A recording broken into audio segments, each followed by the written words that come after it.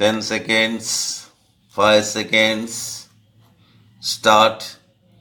It seems to me that in considering any budgetary proposals, we have 4 tasks to carry out. First, we have to discuss the financial strength of the country as revealed by the budget figures.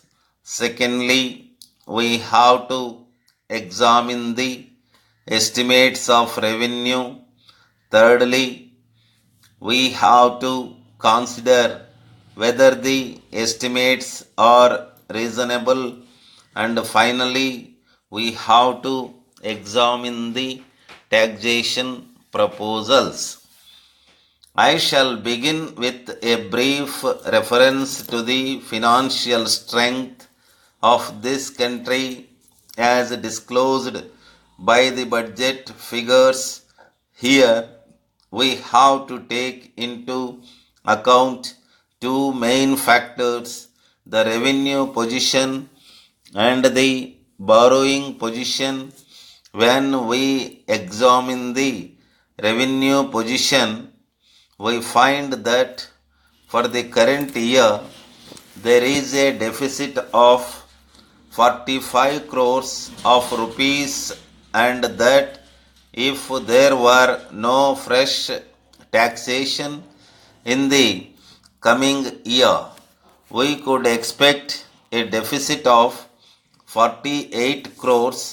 Last year, there was roughly an equivalent deficit, and the finance member then refrained from embarking on a policy of fresh taxation in the hope that many of the items of expenditure must diminish and that the deficit would be wiped off by the beginning of the following year. It is very difficult to speak with authority as to what degree of risk the finance member could take in this matter.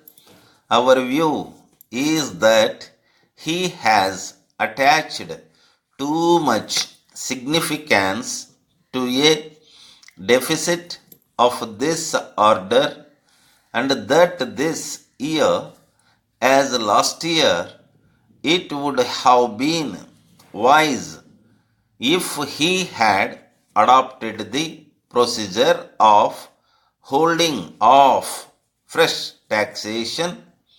The second feature in the financial strength of the country is the internal borrowing position. I do not propose to discuss this in detail.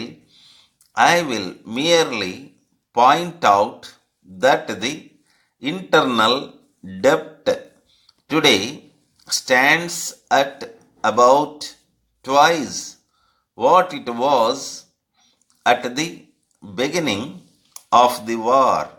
While the revenues have risen roughly 3 times, it does not seem to us, either in comparison with the pre-war position or in comparison with other countries, that there is any great cause for alarm about the present debt position, provided government maintain the conditions under which productive activity will continue to be possible in this country.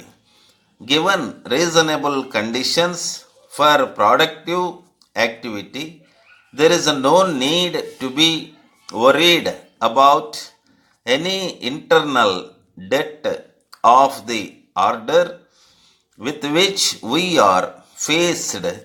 But if the conditions of productive activity are not maintained, of which there are many signs at the moment. Madras, 1st October 1955.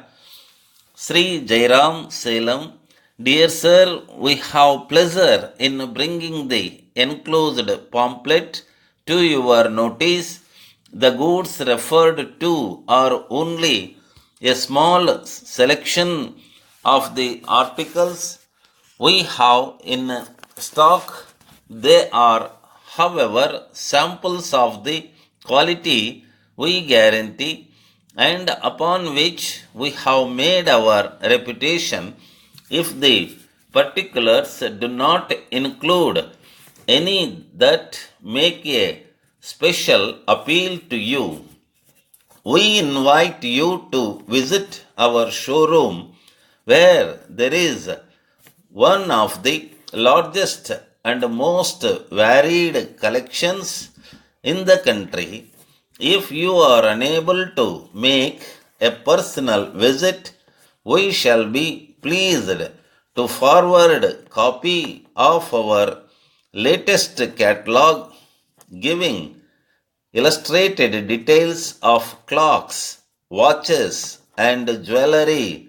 Should you require any particular article, please complete and return the enclosed card stating your requirements, when we shall be pleased to give you special quotation for your requirements. The terms of our monthly payment system may interest you. Yours faithfully, Wilson Watch Company, Madras.